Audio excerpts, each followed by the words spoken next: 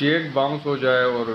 Under section 489 کے یہ F I R launch ہو جائے تو اس کے بعد ایسے کیس میں چیک باؤنس کے معاملے میں اس وقت بیل کرانا آلموسٹ امپاسبل ہو جاتا ہے جب ٹرائل کورٹ کے سامنے جہاں بھی یہ بیل سنی جائے یا بیل اریسٹ ہے تو سیشنز کورٹ میں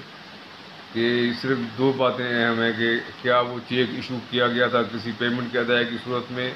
اور کیا وہ چیک باؤنس ہوا تھا اس وقت اکاؤنٹ میں اماؤنٹ پوری تھی یا نہیں تھی. اگر یہ دونوں چیزیں پروو ہو جاتی ہیں تو ایسی صورت میں بیل بہت مشکل ہو جاتی ہے بیل کا ملنا. اب جب چیک باؤنس ہو جاتا ہے تو باؤنس ہونے کے بعد دو ریمیڈیز ہیں جیسے میں نے پہلے بتایا کہ ایک تو یہ کہ F I R criminal site پہ ایف آئی آر سے تو یہ ہوگا کہ جس شخص نے چیک ایشو کیا ہے جس کا چیک باؤنس ہوا ہے اس کو سزا ہو جائے گی. لیکن جس کو چیک ملا ہے اب اس کی جو پیمنٹ پھنسی ہوئی ہے چیک کی وجہ سے وہ پیمنٹ تو اس طرح سے حاصل نہیں ہو پائے گی کہ اگر کوئی سزا بھی ہو جاتی ہے تو پیمنٹ حاصل کرنے کے لیے پھر ایک الگ سے suit for recovery of money یا سمری سوٹ یہ order 37 of civil procedure code یا سول لا جو ہے اس کا جیسے آرڈر 37 ڈیل کرتا ہے وہ پھر فائل کرنا پڑتا ہے. اور اس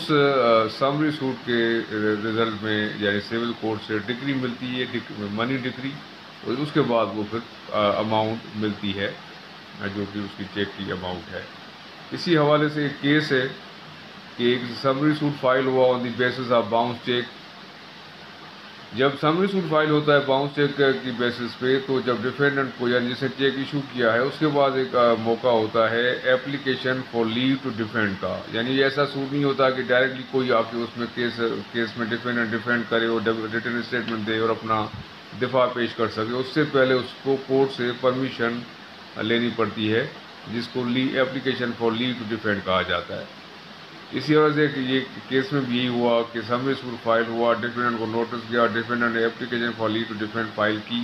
اس میں پلی یہ لی کہ وہ جو اماؤنٹ ہے چیک کی وہ اس نے ڈفرینٹ اوکیزنس پہ پلینٹف کو ادا کر دی تھی اور چیک کی ساری اماؤنٹ وہ ادا کر دی تھی. اب سمپل سی پلی تھی. اس کو ہم نے بھی اپوز کیا کہ صرف ایک سمپل پلی لی گئی ہے کہ یہ ڈفرینٹ اوکیزنس پہ پیمنٹ قسطوں میں ادا کر دی گئی. اس کے حوالے سے کوئی ایسا ایویڈنس نہیں ہے کہ پیمنٹ کب دی گئی کتنی اماؤنٹس میں دی گئی کس ڈیٹ کو دی گئی کس کے سامنے کون وٹنس تھا. یہ ایک کھوکھلی سی پلی ہے کہ عذر ہے کہ ہم نے یہ قسطوں میں ادا کر دی تھی چیک کی اماؤنٹ اور ایسی کھوکھلے عذر کو کورٹ نے بھی ایکسیپٹ نہیں کیا اور اس کو application for leave to defend ان کی ڈسمس کرتے ہوئے منی ڈگری پاس کی جس کا یہ مطلب ہے کہ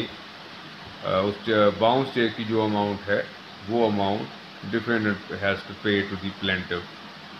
سمری سوٹ میں جو ڈگری ہوتی ہے اس کو منی ڈگری کہا جاتا ہے. Thank you.